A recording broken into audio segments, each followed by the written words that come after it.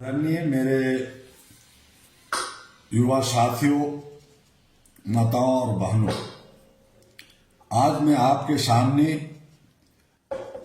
रमजान और मौलिक अधिकार,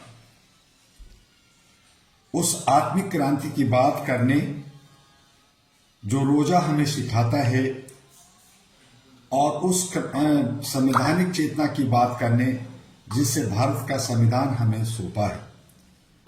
रमजान का महीना हमें संयम, अनुशासन और आत्मनिरीक्षण सिखाता है और भारत का संविधान हमें समानता, स्वतंत्रता और गरिमा के साथ जीने का अधिकार देता है।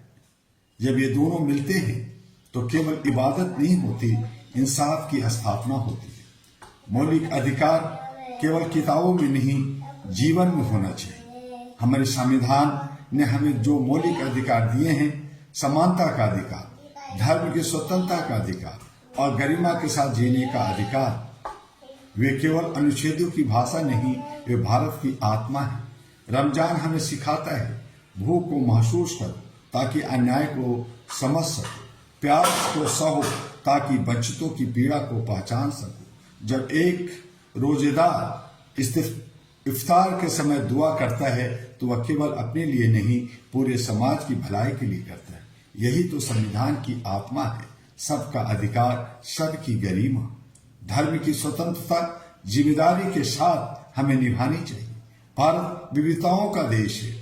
यहाँ मंदिर की घंटी भी बजती है, मस्जिद से आजान भी गूंजती है, गुरुद्वारे में कीर्तन भी होता है और चर्च में प्रार्थना भी। रमजान हमें याद दिलाता है कि धर्म की स्वतंत्रता केवल अधिकार नहीं बल्कि सह अस्तित्व की परिचय भी है। अगर हम अपने अधिकार चाहते हैं तो हमें दूसरों के अधिकारों की रक्षा भी करनी होगी। यही भारत की असली ताकत है, यही संविधान की असली पहचान है।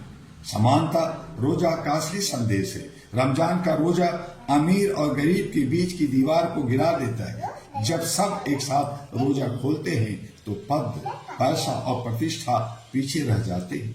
रोजा हमें सिखाता है कि भूख का कोई धर्म नहीं होता, दर्द की कोई जाति नहीं होती और इंसानियत की कोई सीमा नहीं होती। अगर हमारा समाज अभी भी भेदभाव में उलझा है तो हमें रमजान के संदेश को फिर से समझने की आवश्यकता है।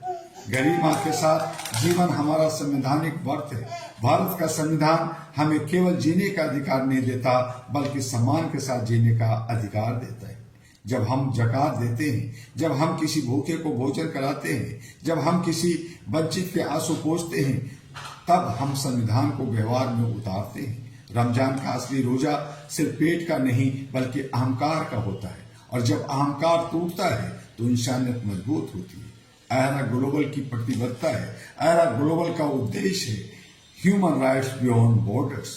हमारा संकल्प है कि मौलिक अधिकार केवल कार्यों में न रहे बल्कि हर गली, हर गांव, हर शहर तक पहुंचे।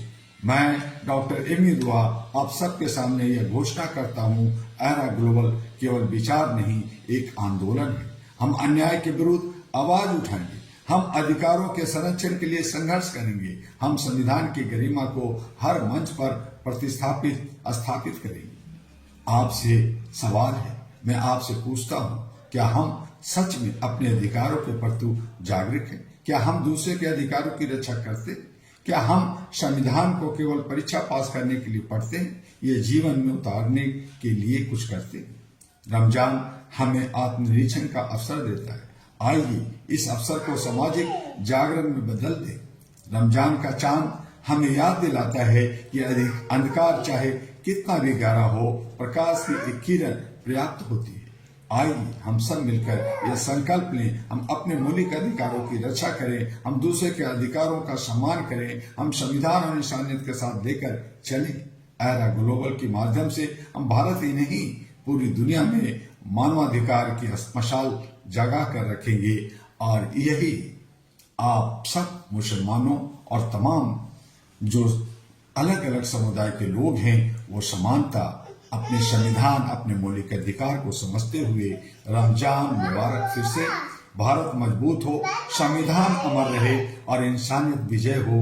अहरा यानी all India human rights association जो आपको दशा दिशा हर एंगल से देना चाहता है, सबको साथ लेकर चलना चाहता है, उसके साथ आइए, सदस्यता ग्रहण कीजिए और विश्व कुटुंब का नारा और विश्व गुरु बनने का जो हमारा सपना है उसे साकार कीजिए। अहरा के साथ, डॉक्टर दुआ के साथ दिल्ली हेडक्वार्टर से संपर्क कीजिए। आपका डॉक्टर दुआ फिर किसी अन्य विषय पर वीडियो लेकर आएगा। आप HRTV अहरा और AG अहरा ग्लोबल को लाइक, सब्सक्राइब, फॉरवर्ड करना ना भूलिए। ये सभी सोशल मीडिया पर उपलब्ध है। जय हिंद, जय भारत।